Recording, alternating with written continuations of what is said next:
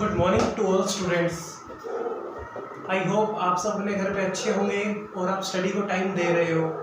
तो बेटा आज हम 10th साइंस का एक टॉपिक करने वाले हैं। आपने लास्ट टाइम इलेक्ट्रिसिटी पे वीडियो देखी थी जो मैंने आपको सेंड की थी। आप चैनल है मेरा बगना टाइम एंड साइंस गुरु के नाम पे, तो आप साइंस गुरु वाले चैनल पे जाके आप मेरी लास्ट वीडियो देख सकते हैं। तो आज हम इलेक्ट्रिसिटी के फर्दर टॉपिक्स करने वाले हैं। मेनली आज हम किस चीज़ को समझेंगे, आज हम बात करेंगे रेजिस्टेंस की, कि रेजिस्टेंस क्या होता है, इसको समझते कैसे हैं। आप पहले रेजिस्टेंस को समझेंगे, बाद में उसकी डेफिनेशन को हम एक्सप्लेन करेंगे। तो पहले समझिए इस डायग्राम के थ्रू।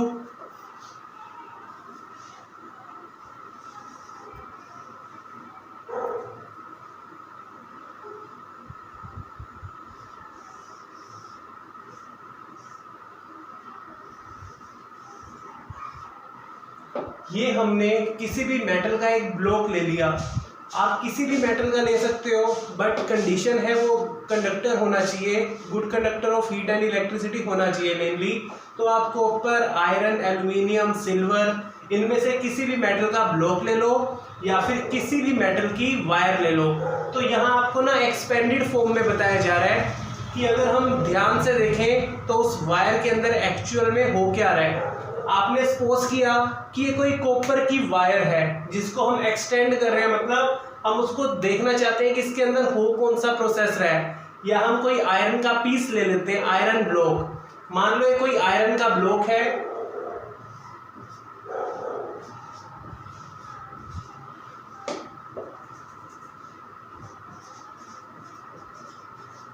तो अगर ये आयरन का ब्लॉक है तो बना किससे होगा, आयरन के मेटल से। अब आपको पता है जो आयरन का मेटल है एक्चुअल में है क्या, वो एलिमेंट के आपने 3 पार्ट्स पढ़े थे 9th क्लास में, कि एलिमेंट्स के मेटल, नॉन मेटल और मेटालॉइड 3 टाइप्स होते हैं। तो आयरन एक तरह का क्या है, एलिमेंट। और मैंने आपको 9th क्लास में एक्सप्लेन किया था कि एलिमेंट की स्मॉलेस्ट यूनिट क्या होती है। एलिमेंट की स्मॉलेस्ट यूनिट हम जानते हैं एटम को, कि जो एलिमेंट बनता है, एलिमेंट बनता किससे है, छोटे छोटे एटम्स को कंबाइन करके हमें एलिमेंट मिलता है। ऐसे ही मॉलिक्यूल किसकी स्मॉलेस्ट यूनिट होती है, मॉलिक्यूल होती है कंपाउंड की स्मॉलेस्ट यूनिट। अब वाटर एक कंपाउंड है या फिर कार्बन डाइऑक्साइड गैस एक कंपाउंड है, इसकी स्मॉलेस्ट यूनिट क्या होगी, जैसे वाटर की स्मॉलेस्ट यूनिट वाटर के मॉलिक्यूल्स, कार्बन डाइऑक्साइड की स्मॉलेस्ट यूनिट कार्बन डाइऑक्साइड के मॉलिक्यूल। इसी तरह से जो आयरन है ये एक एलिमेंट है, आयरन एलिमेंट की स्मॉलेस्ट यूनिट क्या होगी, आयरन के छोटे छोटे एटम। तो हमने यहाँ छोटे छोटे एटम बता दिए।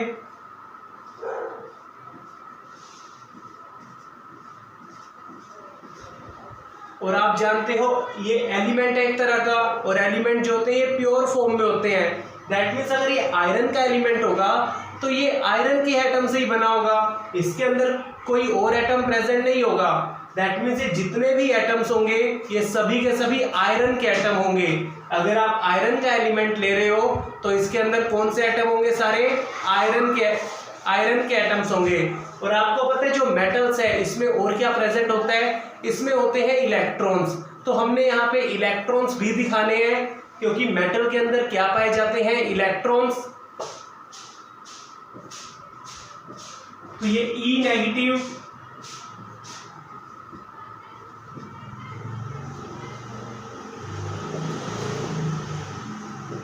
ये बहुत सारे मैंने चार्ज लगा दिए ई नेगेटिव। ई नेगेटिव किसका सिंबल होता है, इलेक्ट्रॉन का। अब ये इलेक्ट्रॉन्स जो है ना मेटल के अंदर वैसे तो रेंडमली मूव करते हैं। दैट मीन्स कोई इलेक्ट्रॉन नीचे जा रहा है, कोई इलेक्ट्रॉन ऊपर जा रहा है, कोई इलेक्ट्रॉन लेफ्ट में, कोई इलेक्ट्रॉन राइट में, इनकी रेंडमली मूवमेंट होती है अगर ये किसी मेटल में प्रेजेंट होंगे। बट अगर इस मेटल ब्लॉक को आप या तो किसी सेल से लगा दो या किसी बैटरी से लगा दो, तो ये जो सेल और बैटरी है ये एक्चुअल में काम क्या करते हैं, ये इलेक्ट्रॉन्स को मोशन में लेकर आते हैं। देखो इलेक्ट्रॉन्स तो थे मोशन में बट वो रैंडमली मूव कर रहे थे। अब ये जो सेल या बैटरी होंगे ये इलेक्ट्रॉन्स को एक फिक्स डायरेक्शन में लेकर आएंगे। तो आपको ये याद होना चाहिए कि जो सेल या बैटरी होते हैं वो इलेक्ट्रॉन्स को एक फिक्स डायरेक्शन में लेकर आते हैं। अब देखो कैसे फिक्स डायरेक्शन, अभी तक क्या था, इलेक्ट्रॉन जो इसमें प्रेजेंट है मेटल में, ये इलेक्ट्रॉन रैंडमली मूव कर रहे हैं। दैट मीन्स ये इधर उधर मूव कर रहे हैं, कोई लेफ्ट में, कोई राइट में, कोई अबव, कोई बिलो। तो ये मूवमेंट थी इलेक्ट्रॉन्स की। बट अगर मैं इसको सेल से या बैटरी से कनेक्ट कर दूं तो क्या होगा? देखो अब हमने इसको सेल से कनेक्ट कर दिया तो एक्चुअल में होगा क्या, सेल क्या काम करेगा, ध्यान से देखना।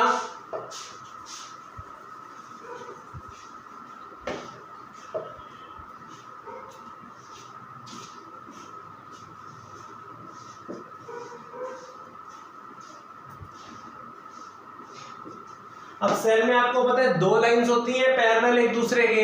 ये जो स्मॉल लाइन होती है इस पे आता है नेगेटिव चार्ज, और जो कैपिटल है इस पे क्या आएगा, पॉजिटिव चार्ज। सेल की जो छोटी लाइन होती है इस पे आता है नेगेटिव चार्ज, और इस पे क्या आता है, पॉजिटिव चार्ज। अब आपको पता है सेल के इस पार्ट पे भी क्या है, नेगेटिव चार्ज, और इलेक्ट्रॉन्स पे भी क्या है, नेगेटिव चार्ज।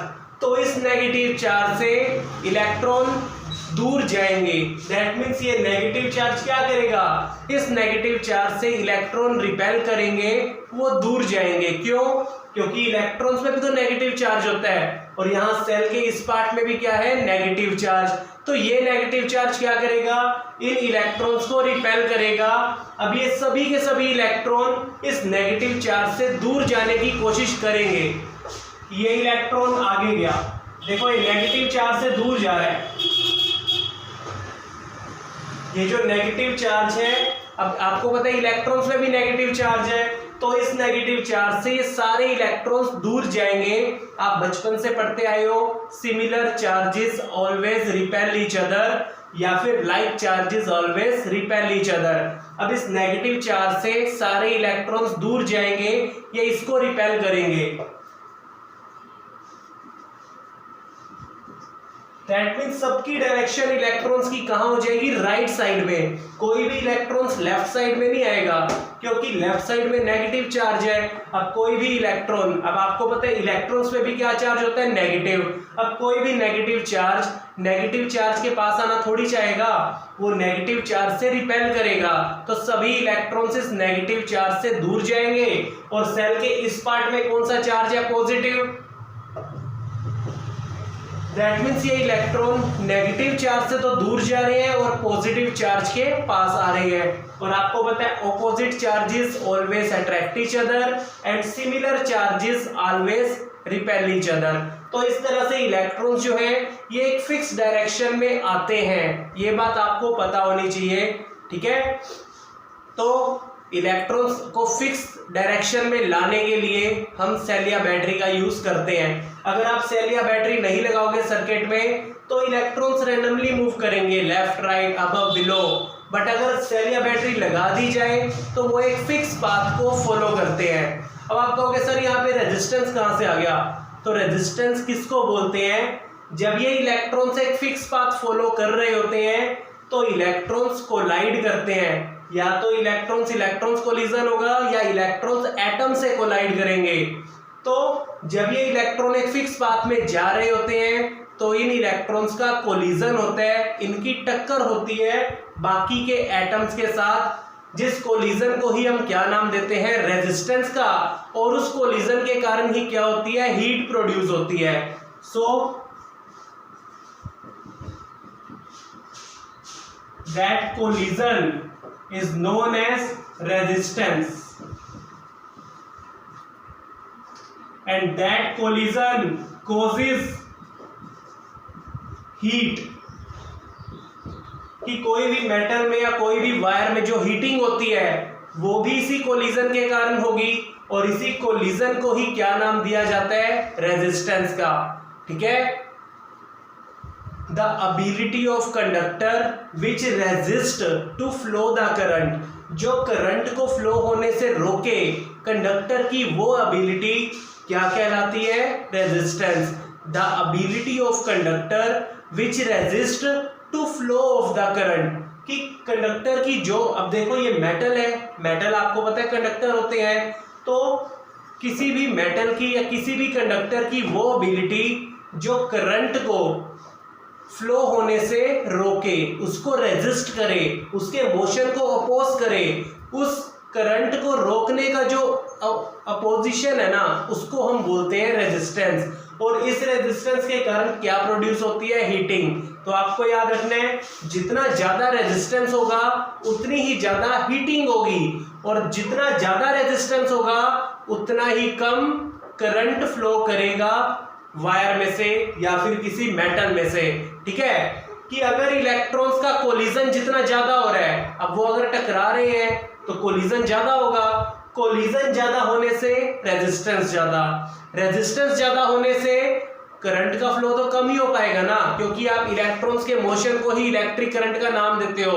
इलेक्ट्रॉनिक करंट किसको बोला जाता है? इलेक्ट्रॉन्स के मोशन को ही इलेक्ट्रॉनिक करंट बोला जाता है। अब जब एटम्स है बीच में, तो ये इलेक्ट्रॉन्स का मोशन होने से रोक रहे हैं, इलेक्ट्रॉन्स का मोशन कम हो रहा है। इलेक्ट्रॉन्स का मोशन जितना कम होगा उतना ही कम करंट होगा। इलेक्ट्रॉन्स का मोशन कम क्यों हो रहा है? बिकॉज एटम्स बीच में आ रहे हैं, वो उनको कोलाइड करवा रहे हैं। अब इलेक्ट्रॉन्स का मोशन जितना ज्यादा होता है, करंट उतना ज्यादा। इलेक्ट्रॉन्स का मोशन अगर कम हो जाए, अब इलेक्ट्रॉन्स का मोशन कम क्यों होगा? इस कोलिजन के कारण। अब इलेक्ट्रॉन्स का मोशन कम होने से करंट तो कम हो गया, बट इस कोलिजन को क्या नाम देते हैं? रेजिस्टेंस। कि इलेक्ट्रॉन्स जितना ज्यादा कोलाइड कर रहा है एटम से, जितना ज्यादा टकरा रहा है, उतना ज्यादा रेजिस्टेंस, और उसी रेजिस्टेंस से क्या प्रोड्यूस होती है? हीट। तो आपको ये बात याद रखनी है। ठीक है,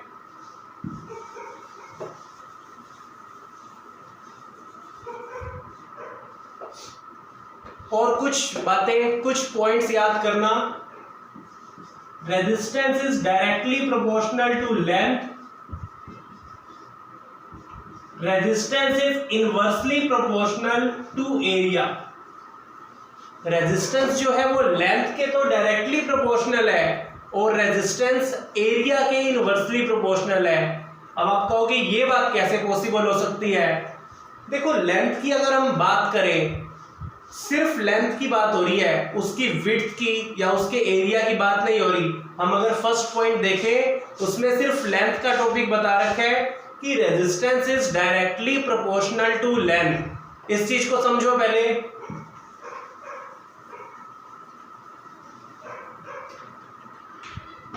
आपको मैं दो पाथ देता हूं,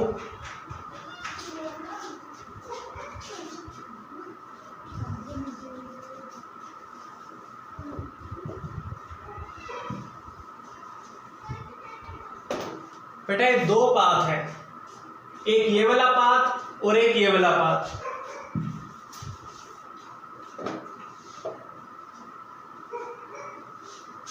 आप ना लेंथ के बारे में देखो, विड्थ जिसकी जितनी विड्थ इसकी है उतनी ही विड्थ इसकी है। इसकी लेंथ छोटी है, इसकी लेंथ बड़ी है, तो आप यहां से समझो।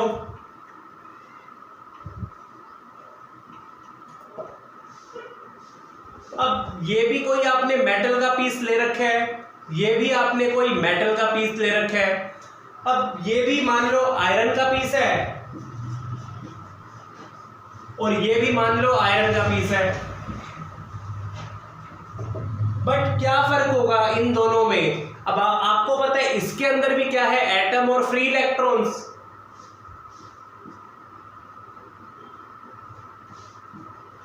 और इसके अंदर भी क्या होंगे? एटम्स और फ्री इलेक्ट्रॉन्स।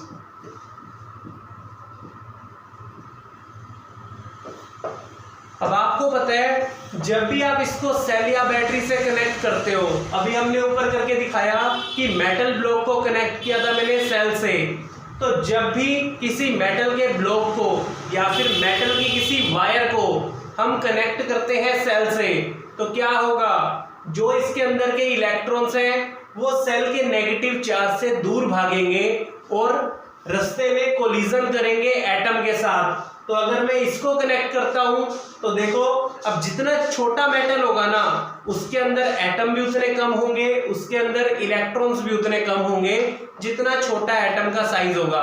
अब जितना बड़ा एटम का साइज होगा, यानी कि जितना छोटा मेटल का साइज होगा, एटम और इलेक्ट्रॉन उतने कम होंगे, और जितना बड़ा मेटल का साइज होगा उसके अंदर एटम और इलेक्ट्रॉन उतने ज्यादा होंगे। अब देखो, विड्थ दोनों की सेम है, इलेक्ट्रॉन्स ऊपर से कहीं से नहीं जा सकते, एक सिंगल पाथ को फॉलो करेंगे। अब इसको अगर मैं सेल या बैटरी से कनेक्ट करूं तो देखो क्या होगा।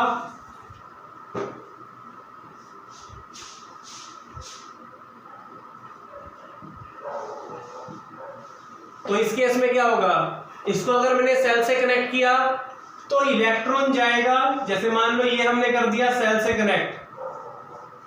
अब सेल का नेगेटिव चार्ज ये है और सेल का पॉजिटिव चार्ज ये है, तो इलेक्ट्रॉन्स में भी क्या होता है, नेगेटिव चार्ज। इलेक्ट्रॉन्स इस नेगेटिव चार्ज से दूर जाने की कोशिश करेंगे, तो इलेक्ट्रॉन्स देखो ये नेगेटिव चार्ज यहां है, तो इलेक्ट्रॉन दूर जाएंगे इससे। सिमिलरली केस अगर हम इसका लेंगे, इसको भी अगर मैं सेल या बैटरी से कनेक्ट करूं, इलेक्ट्रॉन्स क्या करेंगे, इलेक्ट्रॉन्स इस नेगेटिव चार्ज से दूर जाएंगे।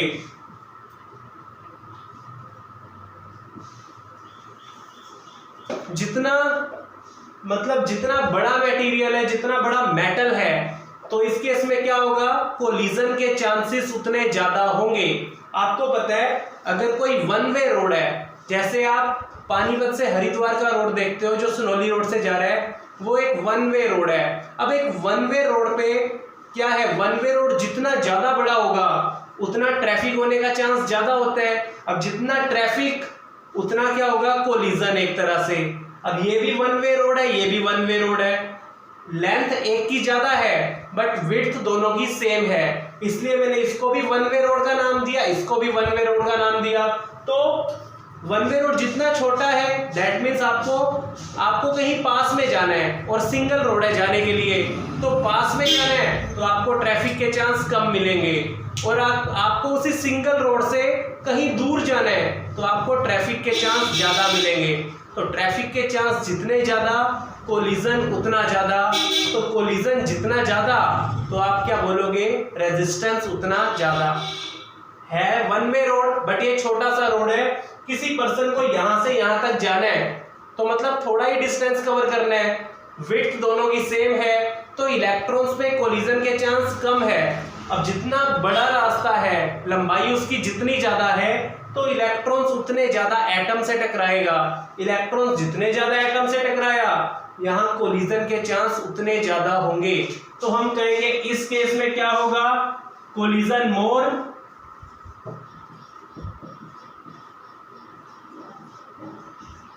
और इसमें क्या होगा, collision less.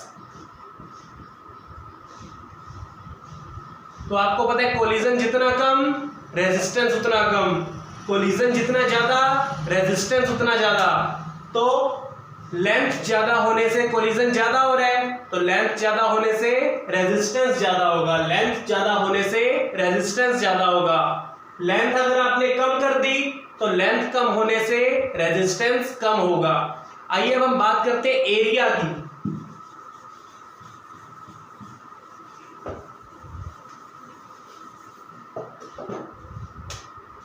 Resistance is inversely proportional to area, area of conductor. Resistance जो है एरिया ऑफ कंडक्टर के इनवर्सली प्रोपोर्शनल है।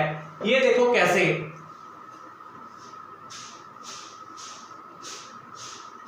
एक आपने इतना लिया मेटल का पीस, एक आपने इतना बड़ा लिया। अब देखो इसकी लेंथ तो दोनों की सेम है अप्रोक्स,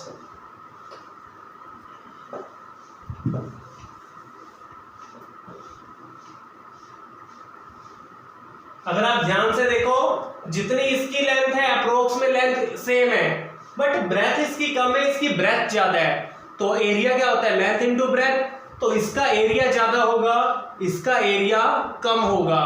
तो ये चीज समझो, इस कंडक्टर का क्या होगा, एरिया कम होगा, इसका एरिया ज्यादा होगा।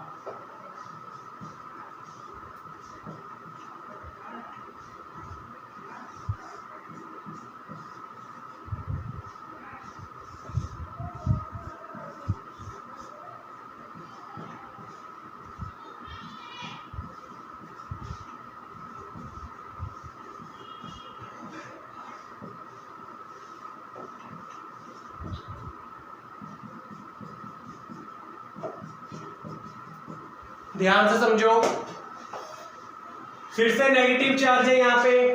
अब ये भी नेगेटिव चार्ज, इलेक्ट्रॉन्स पे भी नेगेटिव चार्ज, इलेक्ट्रॉन्स इस नेगेटिव चार्ज को रिपेल करेंगे, इससे दूर जाएंगे और एक स्ट्रेट पाथ को फॉलो करेंगे। तो जितना कंजस्टेड एरिया है तो उस केस में इलेक्ट्रॉन्स का कोलिजन उतना ज्यादा हो सकता है। एरिया अगर ज्यादा कर दिया जाए, इलेक्ट्रॉन्स को ज्यादा रास्ता मिल रहा है पास होने के लिए, तो इलेक्ट्रॉन्स को ज्यादा पाथ मिल रहा है, उनकी ब्रेथ बढ़ रही है, उनकी विड्थ बढ़ रही है। तो ये एक तरह का वन वे रोड है, ये एक तरह का टू वे रोड है। अब टू वे रोड कौन सा है? यहाँ से पानीपत से इसराना जाने का, ठीक है, पानीपत से करनाल जाने का, ये टू वे रोड है। एक जाने का रास्ता है और एक आने का रास्ता है। तो टू वे रोड हो तो कोलिजन के चांस कम होंगे, ट्रैफिक कम लगता है और रेजिस्टेंस भी कम होगा। और अगर एरिया कम हो, अब एरिया कम होने से क्या होता है? ट्रैफिक ज्यादा लगेगा, कोलिजन ज्यादा होगा, रेजिस्टेंस इस केस में ज्यादा होगा, ठीक है। तो एरिया जितना कम होगा, रेजिस्टेंस उतना ज्यादा, और एरिया जितना ज्यादा होगा, रेजिस्टेंस उतना कम। तो एरिया और रेजिस्टेंस एक दूसरे के अपोजिट है, तो इसलिए हम बोलते हैं resistance is inversely proportional to the area. Resistance is inversely proportional to the area, कि एरिया में जितना ज्यादा कर दूं, रेजिस्टेंस उतना कम हो जाता है।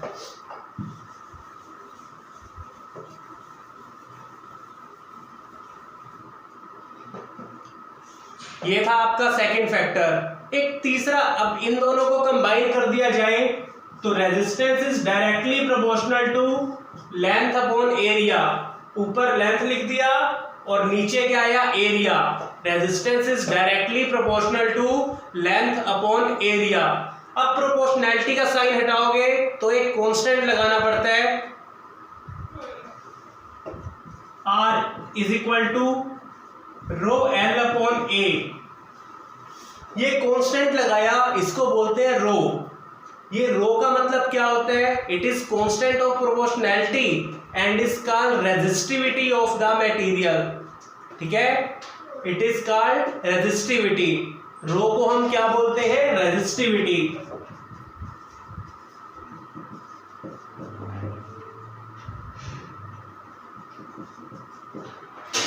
अब जो आपका रेजिस्टेंस है, ध्यान से समझो, रेजिस्टेंस तीनों पे डिवाइड करेगा।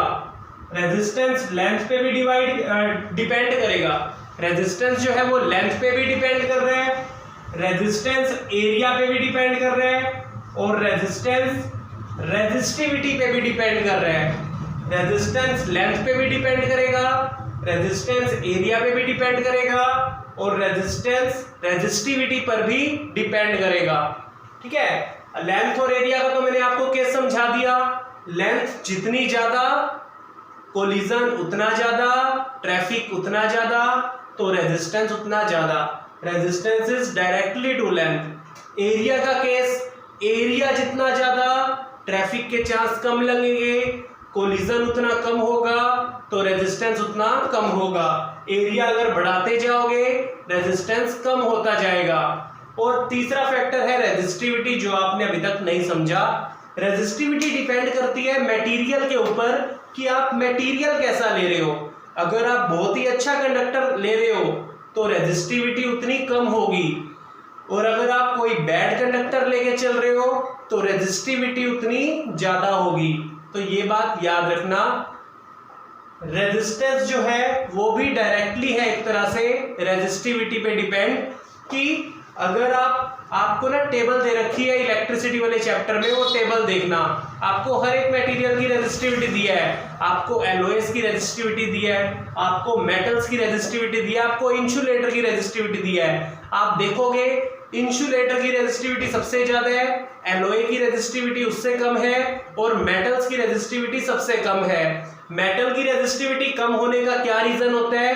Because they are good conductor. जितना अच्छा गुड कंडक्टर होगा इलेक्ट्रिसिटी का, उतनी कम रेजिस्टिविटी होगी। और इसीलिए हम जितने भी आपके घर में यूज होने वाले इलेक्ट्रिकल इक्विपमेंट्स है, लाइक इलेक्ट्रिक आयरन रोड, जिससे आप सर्दियों में पानी गर्म करते हो, तो वो सब एलओए से बनाए जाते हैं। बिकॉज आप चला तो उसको इलेक्ट्रिसिटी की हेल्प से रहे हो, वो क्या काम कर रहे हैं, वो चीजों को गर्म करने का काम कर रहे हैं। जैसे इलेक्ट्रिक रोड क्या है, चलाया तो आपने इलेक्ट्रिसिटी से, बट वो एलओए से बना है, उसकी रेजिस्टिविटी ज्यादा है, तो जितनी ज्यादा उसको इलेक्ट्रिसिटी दोगे वो बदले में उतनी ज्यादा हीटिंग देगा, क्योंकि आपको पता है जितनी ज्यादा रेजिस्टिविटी उतना ज्यादा रेजिस्टेंस, जितना ज्यादा रेजिस्टेंस उतनी ज्यादा हीटिंग, ये बात याद रखना। इलेक्ट्रिक आयरन, उसमें माइका नाम का एलॉय यूज होता है, वो माइका नाम का एलॉय क्या काम करेगा, वो इलेक्ट्रिक आयरन को ज्यादा से ज्यादा हीटिंग देने का काम करेगा।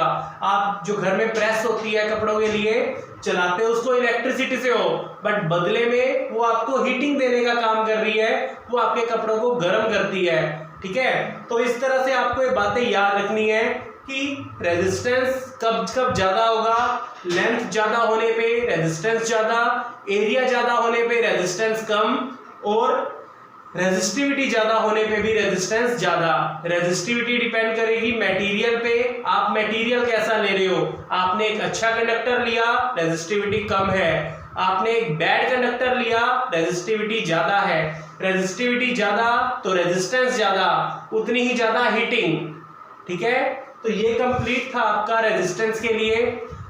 नेक्स्ट वीडियो में हम समझेंगे कि रेजिस्टेंस को कंबाइन कैसे किया जाता है और हीटिंग इफेक्ट क्या होता है, ये हम नेक्स्ट वीडियो में समझेंगे। Thank you and have a nice day. जिसको वीडियो पसंद आई हो बेटा like share and subscribe. Bye bye.